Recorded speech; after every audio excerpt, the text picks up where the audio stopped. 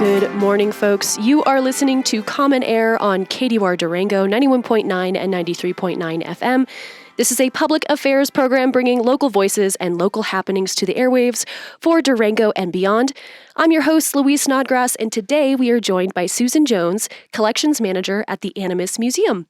The Animas Museum, owned and operated by the La Plata County Historical Society, has transformed the historic 1904 Animas City School building into a dynamic center for preserving and sharing our region's history.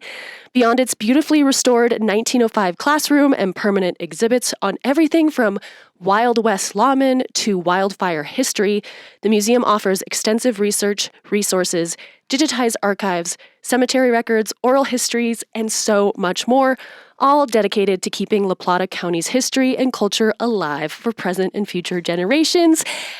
Good morning, Susan. Good morning, Louise. You've done your homework. Yes, of course. I love to be prepared, especially on a subject and a place that I love so dearly, the Animas Museum. It's incredible.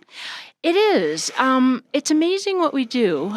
We are a private nonprofit, so we don't have county or city funding.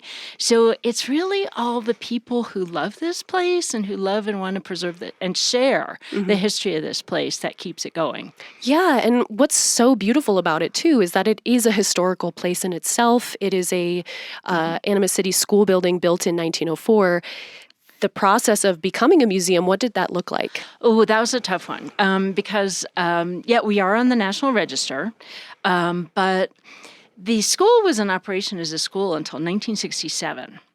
And if you've been there, you know it's very different from a modern school. So even in living memory, wow, people were going there using it as a school and are still alive today. I even know of a teacher who taught in the Animas City School that's still hanging around. But in 1967, the school district kind of moved on. And they let it go, the building go. They used it, I think, for Head Start programs for a while. They used it as storage, and there was messes all over. They boarded up all the windows. There was a leak, and some of the floors to this day kind of ripple beautifully. And the building was built by the lowest bidder. Of course, back in 1904, 1905. Right.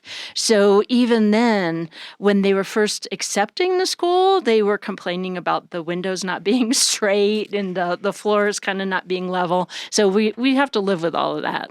But it was about 1980 when the La Plata County Historical Society got the hold of the school, and they started having to do major renovations over the years, and a lot of it was piecemeal. Like they'd make one room bearable. There's even for a while the heat was an old cast iron stove that now actually is down at the Railroad Museum. Oh, cool! It's kind of interesting. Then they kind of worked their way up. One of the biggest problems that we had was back in 1919, there was a fire at the school. It's a great story because it happened on Halloween. They had a big Halloween party, and we have records of of what was going on and the scary stuff, and the kids all enjoyed it. But they took all the Halloween crepe paper down, and they put it in the stove, and the spark caught the wooden roof. Oh, no. So we have oral histories of kids who were, they woke up the next day and they couldn't go to school and they were just amazed. And that happened, of course, October. And the school was uninhabitable for several months, but they tried to get it back into shape as soon as they could. And in the meantime, the kids went to school at the Presbyterian Church. That was just at the time up what's now 32nd Street. And they were able to get kids back in less than a year. Wow. But to do it, they put on this flat roof instead of the big hip roof that we have now. And it was failing 100 years later. Yeah. And I know my predecessor tells stories of being called in the middle of the night when it was raining and the rain was coming down on the collection storage. And so that was a big deal. We had state historic fund grants that helped us to rebuild the roof. And what's really kind of interesting is nobody really knew what it looked like. At the time, this is early 2000s, we didn't have a picture of the original roof. And so they started working with the architects and were putting on a flat roof.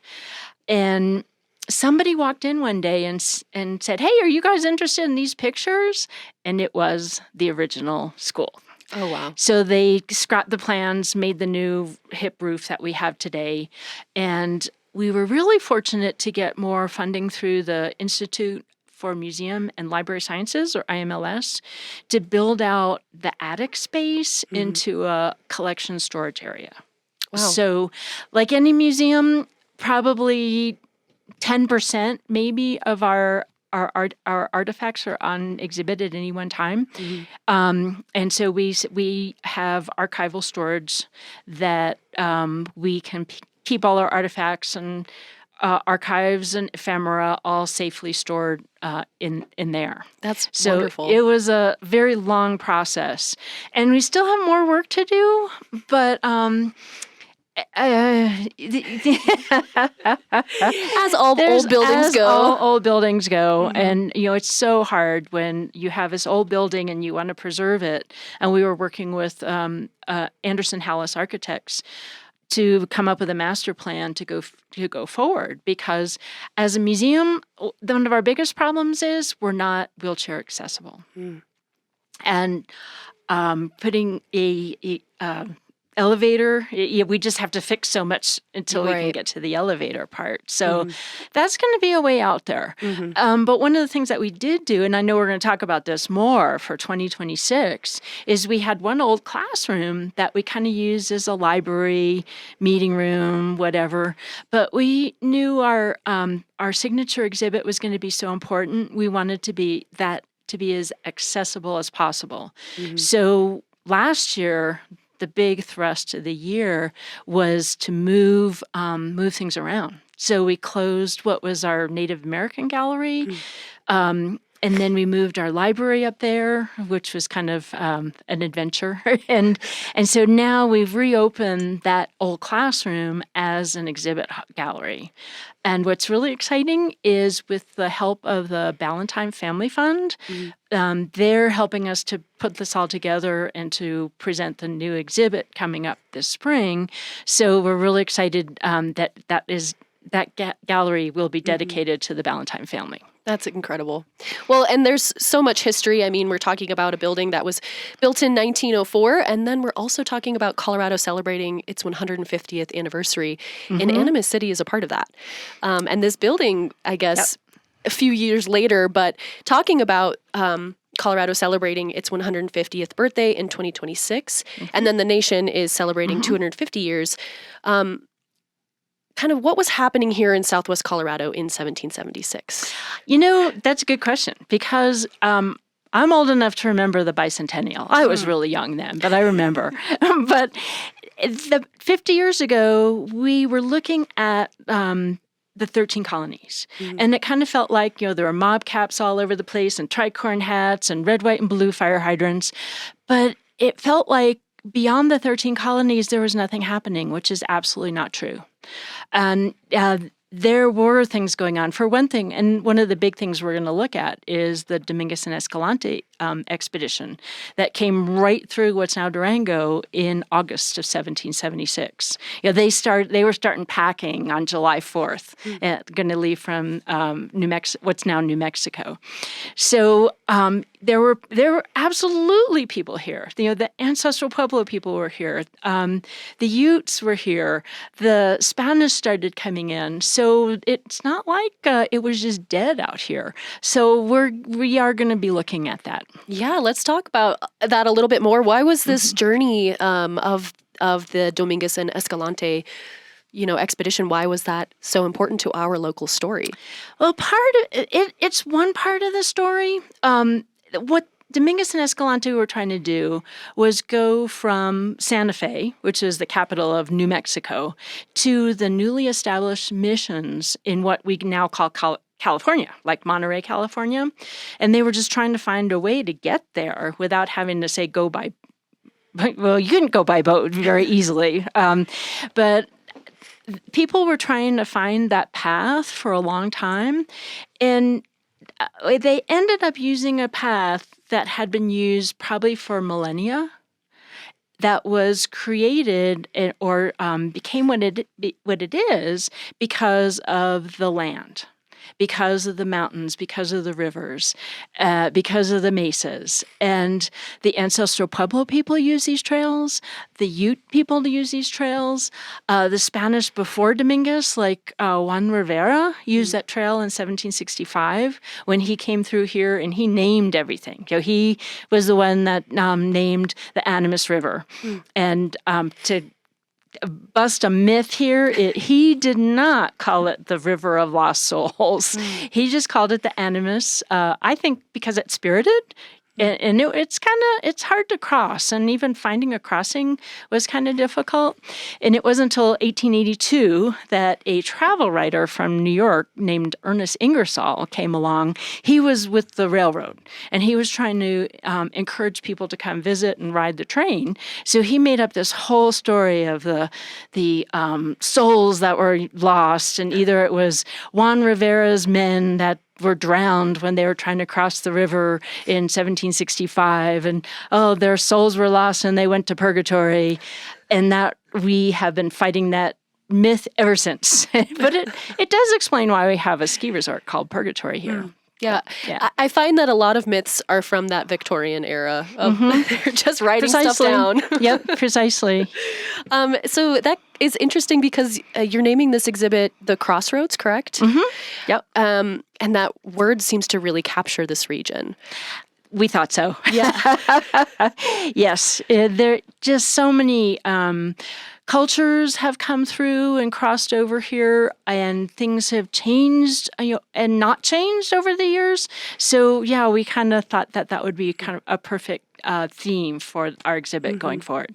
Ooh, I want to know some of the things folks can look forward to in seeing the exhibit. Any preview or sneak peek of items that they might be able to see? Well, the big thing that we want to do is a topology map. Ooh. And that will kind of be in the center of the gallery. And we're not sure how it's all going to work out yet, but there will be something. So you can kind of really see, where the rivers are and where the paths had to cross and where the mountains are and where people went, and from the Utes to the railroads to our modern highways, and it's all the same. So that's going to be a big part of it. And I got a call recently. Somebody was asking about where Dominguez and Escalante and where'd the old Spanish Trail go, and we're not there yet. We're going to drill down on exactly where that went. And one of the things that we want to do is make sure we know and document where everybody crossed the Animas River, actually. Because back 50 years ago, Robert Delaney of Fort Lewis College fame, as well as Robert McDaniel, who at the time was, I think he was recently graduated with his brand new degree in history, master's in history. And they were part of a bicentennial effort to document the Dominguez and Escalante Trail. And they kind of felt like the crossing was down where we have a plaque now, over by Escalante Middle School. But now we're not so sure. And when you look at it and you know the river maybe a little bit and you know the train, you're like, no, there's no way that they crossed there. But in 1976, like the air park wasn't there. You didn't have drones. You didn't have a lot of the things technology that we have today to go and say, no, yeah, I wasn't here. So we're working with Johnny Valdez of the Southern Utes to really figure out where were the Utes going and where did the fathers cross. Wow. That's a lot of work. And then on top of that, you are also planning some other events and programs to celebrate the 2026 150th and 250. Yeah, we actually started over 2 years ago planning. Yeah. But 2 years ago was almost exactly this month is the 150th anniversary of La Plata County. Whoa. So I think we were one of the few to have a birthday party. We even had cake. I remember seeing that on the calendar. Yeah. And we had a webinar, and on all of our webinars are posted both on our website and on our YouTube channel at Animas Museum, where we talked about, what happened in that 1874 was the year that La Plata County formed. And what's kind of worse is that, this was Ute territory. But miners and prospectors up in what's now Silverton, Silverton was founded in 1874, were started putting pressure on the federal government to sign a treaty with the Utes. That became the Bruneau Agreement. The Bruneau Agreement was signed in 1873 in the fall, but it wasn't ratified until April of 1874. Wow. But knowing it was going to be ratified, the Territory of Colorado said, let's go ahead and make a county. And they did. And so La Plata County was born. It was now huge compared to what it is now. Right. And we've kind of, in 1876, we chopped it up, and San Juan County was born, and La Plata County was the southern part. So we started back then. And, we have monthly webinars that are both, they're typically hybrids, where you can come to the museum and watch in person, or you can watch online from the comfort of your home, or you can also watch the recording. So we're trying to get all that stuff recorded and available, so we have all these stories that don't get lost. Exactly. So we've had a bunch of them ever since. We just opened in January an exhibit on Animas City for its 150th anniversary.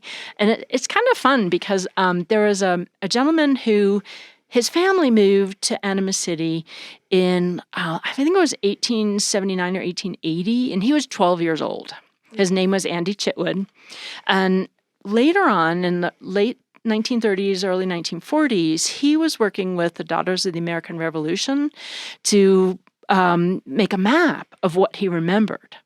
And that map is just priceless. He drew it, and then when he realized, oh my gosh, this is getting published, I didn't do it quite right, but it's still an incredible piece of history.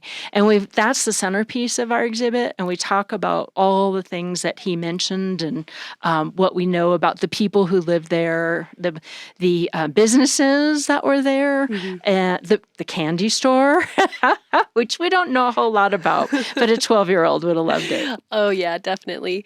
Folks, if you are just joining us, you are listening to Common Air on KDUR Durango. I'm your host, Louise Snodgrass, and I'm joined by Susan Jones, the collections manager at the Animas Museum. We have so far talked about all the great things happening at the Animas Museum to celebrate the 150th Colorado celebration, as well as the 250 years of the signing of the Declaration of Independence. And we touched on Animas City, and I think it might be important for folks that might not know that Animas City and Durango were like 4 miles apart. Right, Animas City, and the name of our exhibit is Animas City Looking Down on Durango since 1876. Animas City was created first, and a lot of people don't realize that. But after the Bruneau Agreement was signed, everybody went up to Silverton to make their fortune in gold and silver and other precious metals. But over 9,000 feet, there's nothing that grows up there. So they didn't have any food. And food was really important to keep miners happy. So that's why people came down to in the Animas Valley, because here you can grow crops. You can grow, winter wheats. And certainly it's changing, but people grew fruit, all kinds of vegetables, and certainly cattle for both milk and meat purposes. And all of those foodstuffs they would send up to the mining camps in Silverton on a toll road that went from Animas City up to Silverton. And those farmers and ranchers kind of needed a city, where they could do stuff. Otherwise they'd either have to go to Silverton, which you couldn't do in the winter very well, or you'd have to go down to Abiquiu. So here comes Animas City, and they founded the city in August of 1876, and it kind of thrived. And of course, they had a school as early as 1876. Our school is actually the fourth that was in Animas City, but they knew that schools were important then because that was your ticket off the farm. Yeah. And so Animas City thrived. Then the Denver Rio Grande Railroad came along. I was going to say, then the railroad guys came in. Yes, yeah. And another myth to bust, because some people say, well, Animas City either didn't want the railroad, they didn't want progress, or whatever. But we absolutely cannot prove that. And we did have a webinar last month that where we talked about what really happened. And what really happened was the Denver Rio Grande thought they could do better. And they were absolutely known for destroying towns. They did it, in Pueblo, Canyon City. They did it over by where they created Alamosa because they didn't want to have to pay anybody to build their town. So they came in and they actually kind of established some fraudulent homestead. I'll use that fraudulent term, homesteads, and they bought them from people. These people were one of them out of like 6 homesteads. One person was once in La Plata County. None of them had anything to do with Colorado or La Plata County.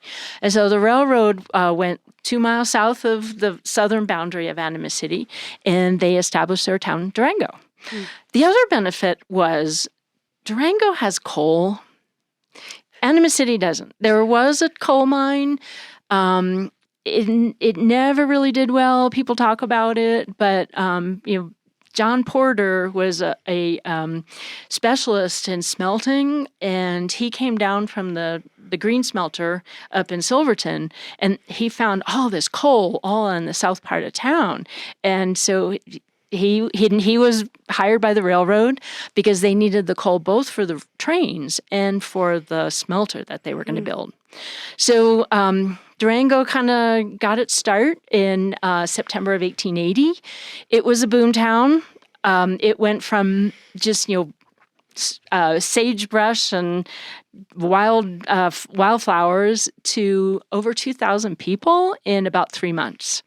And poor Animas City, it hung on, but a lot of people moved, like the Bank of Durango, which later became the First National Bank. They were in Animas City. They took their safe and drug it down on a sledge. How dramatic. I love that story. That is... it's such a unique history of the West. I'm from South Dakota, and my town also was established by a railroad and collapsed a neighboring town because they decided they wanted their depot to be right there. Oh, yeah. So that's incredible. And for folks that want to learn a little bit more about that webinar or watch the recording, they can do so by visiting animasmuseum.org and then also your YouTube page as well. Right. And then I want to learn a little bit more about the yesterday and today. Is that the title of it?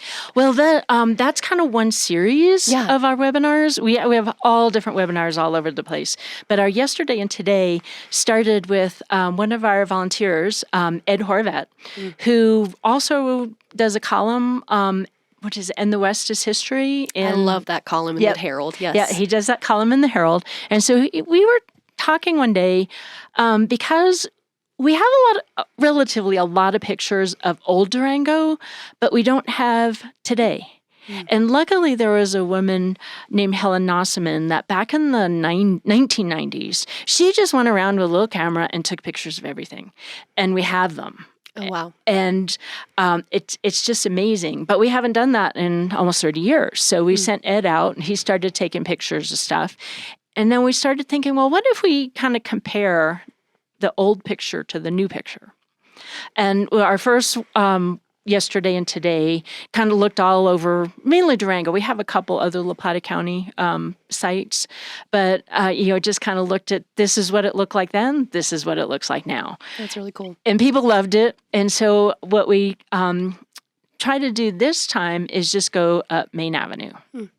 And Ed is working with Charles D. Fernando, who's our local historian.